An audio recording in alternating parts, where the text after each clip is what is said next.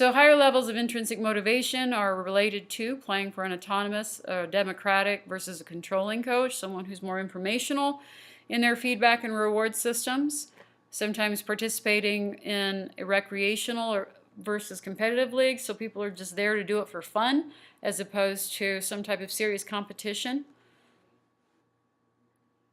If you feel like you're good at it, you're probably going to be more motivated because of that competence piece.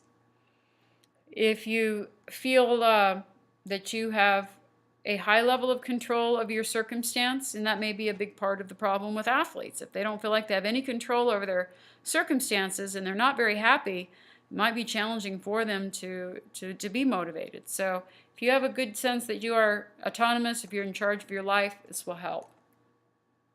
So how can you increase intrinsic motivation? As I said, perhaps with your clients, your patients, you can help them to set short-term goals and give them rewards of feedback or pats on the back or props of some way to help them build this feeling of success and competence. You can give rewards contingent on performance, but remember we have to be careful about that because we see that that can have the opposite effect. Praise can be very helpful, a pat on the back, a smile, a nod. These kinds of things go a long way to help people to feel motivated. If you're working with athletes, you can do this. You can vary the content and the sequence of practice drills, and that probably alleviates some sense of repetitiveness. If somebody is not doing so well in one task one day, then changing the task may help them to come back around.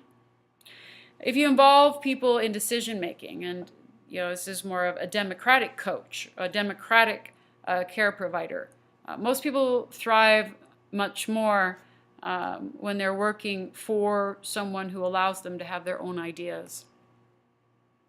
And of course, to set realistic performance goals so that you don't feel, or a person doesn't feel that they just can't live up to whatever standard they believe is set. And that is the end of this lecture.